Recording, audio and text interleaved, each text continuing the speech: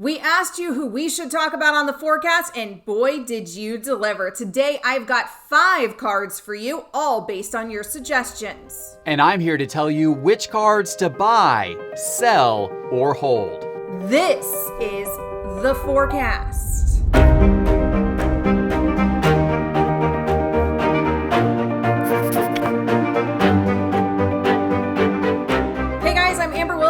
To be hanging out with you guys on another Thursday here on the forecast. Now, last week I was off, but before that on the forecast, I asked you guys, who do you want to hear about on episodes of the forecast? And I asked you to comment right here on our YouTube channel, and boy, did you guys deliver. So I really appreciate it. We had so many suggestions from you guys. Obviously, we can't get to them all today, so don't worry. If you suggested somebody, you're still probably going to hear about that card right here on the forecast. But there were so many suggestions that normally I only give you 4 cards on the forecast. I'm giving you a bonus card today, okay? We're gonna do 5 cards on today's forecast. So thank you so much, everybody who commented. Don't forget, if you haven't done so already, please subscribe to our YouTube channel. You hit the bell icon, super simple, free to you, and then you won't miss any of our content at all. Keep the comments coming. Even all the comments who felt the need to tell me that apparently I had said Klay Thomas instead of Klay Thompson. All right, I saw those too. I appreciate all of you. All of those comments. Just remember, in this business, I've been in this business a long time, in broadcasting and covering sports generally, just remember to keep that same energy when a dude says Thomas instead of Thompson. But I slip, I flub all the time on names. If you listen to my local show or me on ESPN Radio, you know that.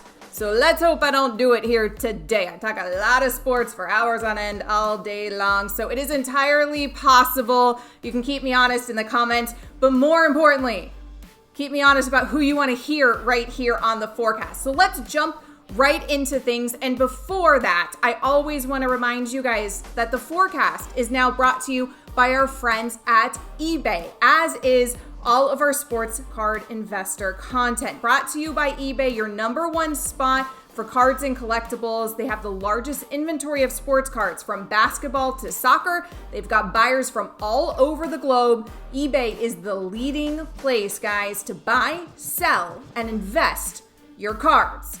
So let's hop right into things. Now, Lee Haskins, he wrote in the comments that he wanted us to do some hockey. We don't do a ton of hockey on this show. I've done a little bit, but it's been a minute since we've talked some hockey. So Lee, let's do some hockey for you, buddy. Alexander Ovechkin. Better to talk hockey about, right? Than the cat for the Washington Nationals. Now, you probably know that he's making a run for Gretzky's goal record. Ovechkin currently is at 730. That's as of Tuesday of this week. That is 6th on the all-time list. Gretzky, he hit 894. That could be a huge moment in hockey cards if Alexander Ovechkin gets anywhere near that record. Let's take a look at what his card's been doing of late. His 2005 Upper Deck rookie class PSA 10.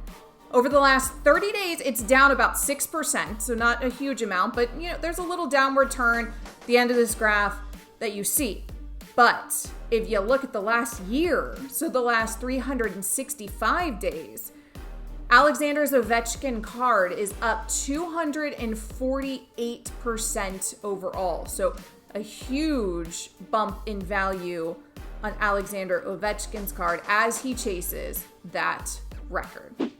We talked hockey for you, Lee. I hope you're satisfied. So it's a good card. It keeps coming up. I mean, all-time great, Alexander Ovechkin. So I like what you're doing there, but let's see. Geoff, do you buy, do you sell, or do you hold? When I was at the Miami Card Show last weekend, I met a very knowledgeable dealer named Sean Henry. I did a big deal with Sean. And while we were talking, Sean told me that the #1 player he's investing in right now is Alexander Ovechkin. And the reason why is Ovechkin is breaking records, and when it's all said and done, he is probably going to go down as the 2nd greatest scorer in NHL history. And he thinks from a long-term investment standpoint, Ovechkin right now is a great buy. I agree. This guy is an all-time great. He's got the ring now as well, and he's going to go down as somebody who is remembered for generations to come. I am a buy on Alexander Ovechkin.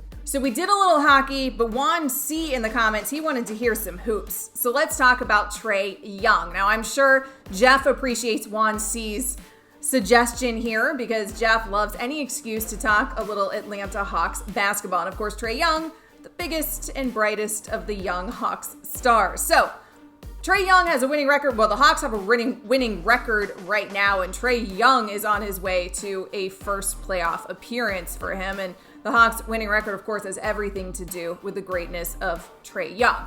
He recently hurt his ankle. He's already back, sprained it a little bit. He's fine. This season, Trey Young is averaging over 25 points per game, over 9 assists per game. He's shooting 36% from 3. Also, apparently he's got a signature shoe coming out soon. And we know that signature shoes, they raise visibility, they raise popularity of players. That tends to be a pretty darn good thing for the hobby generally. So let's take a look at Trey Young's 2018 Prism Base PSA 10. Now, over the last 30 days, his card's down about 13% in value. So it is down a little bit here. Nothing crazy, but it is down a little bit here. I do wonder, though, you're about to see him in a playoff run for the first time, potentially. A signature shoe coming out. So, Geoff, is it a good time? Do we buy, do we sell, or do we hold Trey Young's card? Trey Young was the hottest card entering this NBA season. The hottest card. And since January, Trey Young's cards are down 65% in value. Now, all modern cards, or most modern cards, I should say, have sagged some since that time. But the fall of Trey Young is completely unwarranted by his play and the play of the Atlanta Hawks. The Hawks have been great this second half of this season, and Trey has learned how to be a better teammate. He has games where he distributes the ball really well, but then of course he still has those signature games where he puts up a ton of points too. I think the Hawks are going to be a hot team entering the playoffs. I think they're going to make a little bit of noise. I could see Trey having some big playoff games where he puts up 30 or 40 points or more. Even though the modern card market is a little soft, I think it's a great value right now on Trey, especially with the playoffs approaching. I am a buy on Trey Young. Now, Tom Stopa in the comments wanted to stay with some hoop stuff, but he didn't want to hear about the young stars like Trey Young. He wanted to hear about the Hall of Famers like a Tim Duncan. So let's talk about him. Of course, one of the greatest power forwards of all time in NBA history. The big fundamental, averaged 19 points per game in his career, 11 rebounds per game, 5-time NBA champion. He is part of the 2020 Hall of Fame class. So let's look at what's happening here with Tim Duncan's 1997 Topps Chrome Base PSA 10. Now, over the last 30 days, Tim Duncan's card is actually down about 28% in value. I was surprised by that just because normally with iconic players and all-time greats, I don't really see them lose value. And then we are talking about a guy who is being talked about because he's in this Hall of Fame class. So Geoff, what do we make of this? Do we buy, do we sell, or do we hold? Tim Duncan is going to go into the Hall of Fame in less than 2 weeks. It's going to be exciting to see this guy finally get into the Hall of Fame. What an incredible career he has. The question, though, is will his cards pop because of the Hall of Fame, or will they continue to go up down the road? I did some research on this very subject. In fact, one of the early videos on this channel, I did a whole breakdown of how getting into the Hall of Fame can affect a player's card prices. And what I found is that the actual Hall of Fame ceremony tends not to help players that much. It's actually the announcement of them getting into the Hall of Fame well prior to the ceremony that gives them the most burst, or at least that used to be the case. So in Tim Duncan's case, I don't think that the Hall of Fame stuff is really going to cause that much of a boost in the short term. Certainly, he's one of the all-time greats, and you can get his cards at a little bit of a discount right now than where they were a couple months ago. So I think he's a decent long-term buy, but there's no immediate reason to run out and buy. So right now, I think I'm just generally a hold on Tim Duncan. Now we're going to stay with the Hall of Fame type theme that we have going here.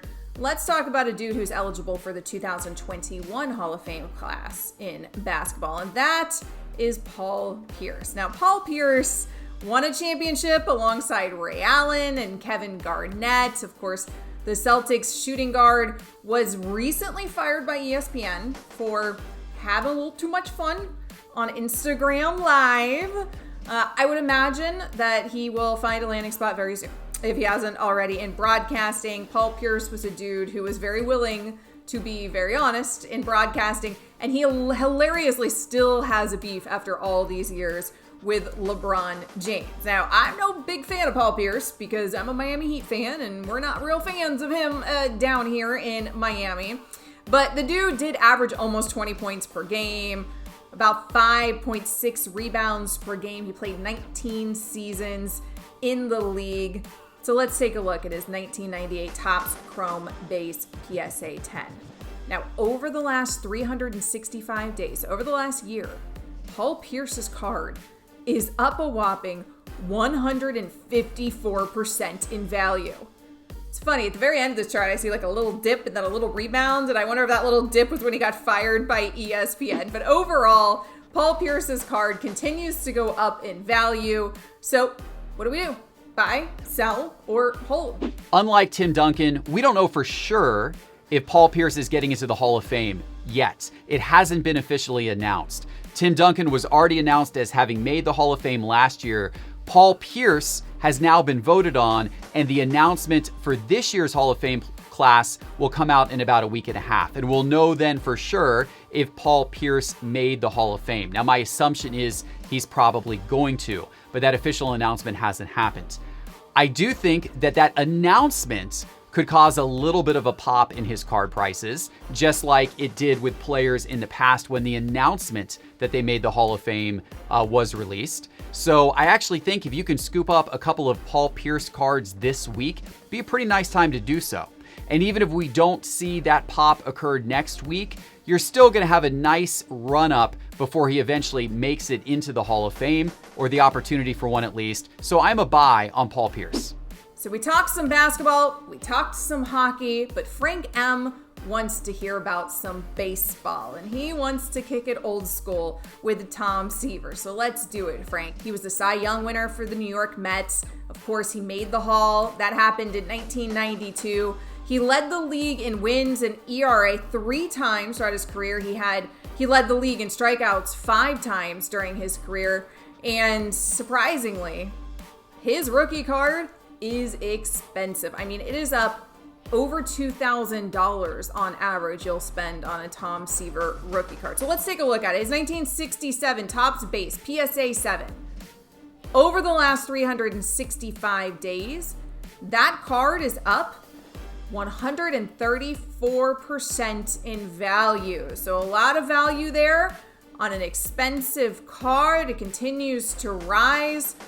So when we're talking about a card, though, with a hefty price tag, there's a lot to consider here. What do we do with Tom Seaver's card? Do we buy, do we sell, or do we hold? Tom Seaver is an all-time great. No question that he can make a good long-term investment. The question, though, is now really the time to invest? Many iconic cards, including Tom Seaver's, hit their all-time highs in February. Most iconic cards have slipped back quite a bit since February. They've come down in value. In the case of Tom Seaver, though, his cards went down in value, but then his last couple of sales have jumped his card prices back up, in some cases, to close to what their February highs were. As a result of that, I just don't see any value in this moment with Tom Seaver's cards that make me think I need to rush out and invest in him today. In fact, I see some better value in some of the other iconic players who hit highs in February, have come down a lot, but unlike Tom Seaver, haven't had sales to start to push them back up again. So as a result of that, if you have Tom Seaver cards, I think that's great. I wouldn't rush out and buy any at this moment. I'd look at other iconic stars instead. I am therefore a hold on Tom Seaver. So there you go. I gave you 5 cards. Bam, bam, bam. That was easy. Bam, bam, bam. Thank you, ma'am. That was easy because you guys provided the suggestions. We love that as a team at SCI. We don't have to fumble and guess every single week what you guys want to hear. We want to know direct from you who you want to hear about on the forecast. We want to give you the information that you're seeking. So please continue To do it, please continue to suggest right under this video. Make your suggestions. Tell us who you want to hear about next week on the forecast. And we'll credit you if we end up choosing one of your suggestions. We really appreciate all the interaction. As always, hit the bell icon if you haven't done so already. Subscribe to our channel. We'll have more content for you on Sunday. I'll be back again next week. And of course, happy investing.